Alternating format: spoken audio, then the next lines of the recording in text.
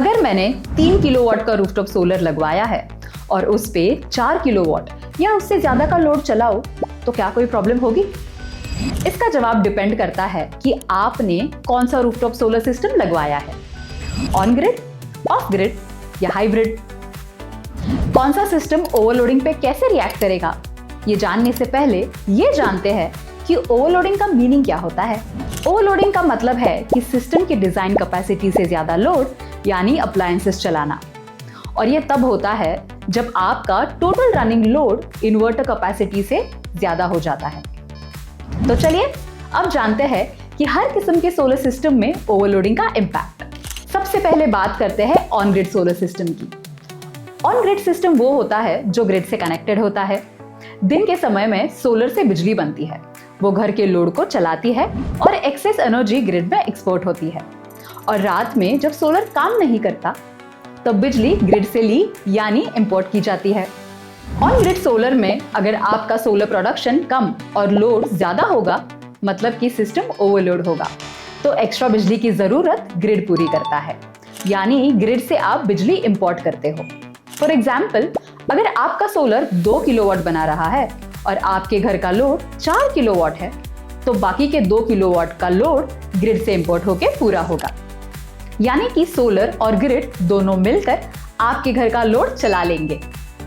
Overloading पे भी कोई दिक्कत नहीं होगी। हालांकि डिस्कॉम आपको आपके घर के बिजली के कंजम्पशन के मुताबिक लोड सैंक्शन करता है। अगर आप सैंक्शन लोड से ज्यादा लोड बार बार और लगातार घर पे चलाते हो तो ऐसे केसेस में आपको डिस्कॉम से पेनल्टी लग सकती है। अब आते हैं ऑफ ग्रिड सिस्टम पे। ऑफ ग्रिड सिस्टम में ग्रिड पे डिपेंडेंसी नहीं होती। सोलर से जो बिजली बनती है वो घर के लोड को चलाती है और एक्स्ट्रा बिजली बैटरी में जाके स्टोर हो जाती है। और जब रात को सोलर काम नहीं करता तब घर का लोड चलाने के लिए बैटरी से बिजली ली जाती है। ऐसे केसेस में अगर आपके सोलर को ओवरलोड करते हो, मतलब अगर घर का लोड इन्वर्टर कैपेसिटी से एक्सीड होता है, तो इन्वर्टर ट्रिप या शटडाउन हो जाएगा। बैटरी काफी जल्दी ड्रेन आउट हो सकती है और फिर उसके बाद अप्लायंसेस या तो फ्लिकर करेंगे या फिर बंद हो जाएंगे।